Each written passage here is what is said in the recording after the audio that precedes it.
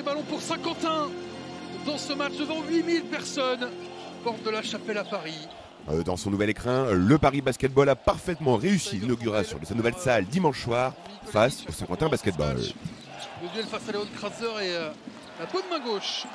Est-ce que Paris va attaquer comme mercredi en Eurocup par des tirs à 3 points consécutifs? Ah oui, Tyson Noir dans le coin. Le SQBB, qui a su tenir tête aux Parisiens durant les 3 premiers quarts-temps, ont connu un trou noir dans le Money Time avec plusieurs minutes sans inscrire le moindre point. Les mains sûres de Dominique Olejniczak. Il fait beaucoup avec Nate Johnson. Et la gamelle, bien. Elvin Agença, très haut. Super.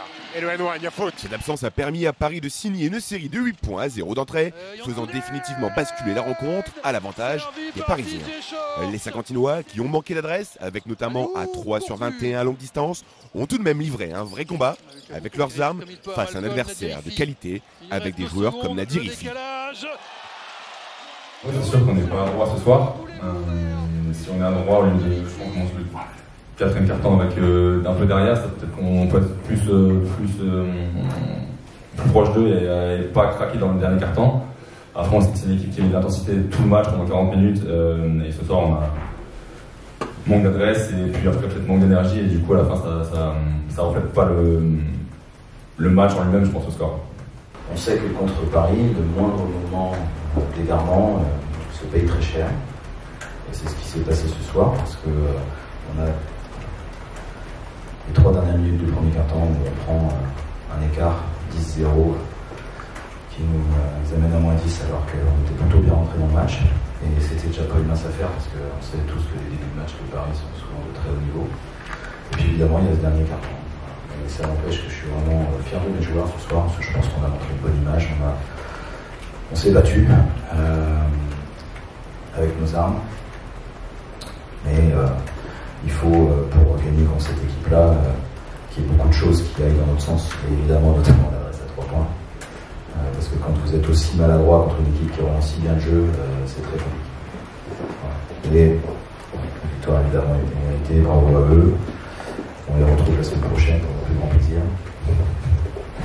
Mais, en tout cas, ce qui est sûr, c'est que pour nous, c'est une vraie source d'apprentissage. Voilà. À la fois collective et individuelle, ça va nous aider pour la deuxième partie de la saison, je suis persuadé.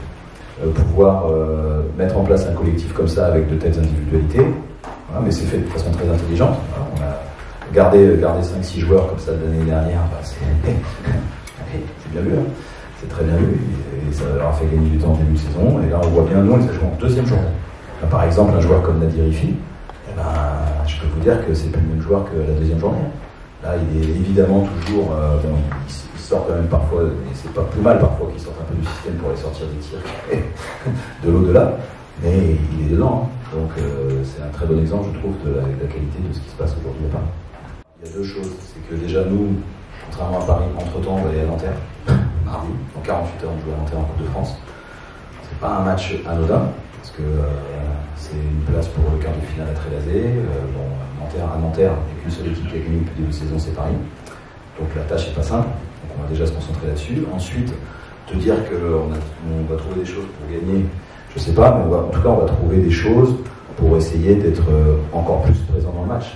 Même si il n'y a pas une grande surprise ce soir. Sauf que le niveau d'intensité et d'exécution de Paris, plus le talent individuel, fait que même si on a prévenu, on n'arrive pas quand même à tenir. Mais c'est sûr qu'il faudra conserver certaines choses qui ont été bien faites ce soir, et puis en améliorer d'autres. Mais ce sera un autre match, ce sera une autre vérité, hein. La Leaders Cup, c'est une compétition qui est très particulière. Donc on verra. Et je te dis là, je suis obligé d'oublier un petit peu celui-ci pendant 48 heures pour très vite. Et je veux que les garçons gardent la tête haute, qu'ils se reconcentrent très vite sur Nanterre. Mais ouais, les retrouver après une semaine en ayant joué en plus avec le niveau d'intensité, ça va quand même pas être cadeau. J'en profite par contre pour remercier les supporters de notre club qui sont venus, qui auraient été certainement bien plus nombreux si les prix avaient été davantage accessibles. C'est un autre sujet, mais c'est quand même un sujet, je pense, parce que nous on est des extraterrestres dans notre sens, puisqu'il n'y a pas de place à plus de 15 € chez nous. Et là, ne pas en voir à moins de 39, on est quand même sur un truc qui est un peu hors sol quand même. Et le basket, il faut que ça reste un sport populaire. Et je peux vous dire que nous, on a des passionnés. Donc ils ont adoré d'être là. Une défaite 87-65 pour le SQBB qui conserve pour autant sa 6e place au classement de Betclic Elite. Après un match de Coupe de France mardi soir face à Nanterre, Paris et Saint-Quentin se retrouveront dès ce week-end lors des quarts de finale de Leaders Cup 2024 avec forcément un goût de revanche. Paris, c'est la plus grosse défaite de Saint-Quentin cette saison.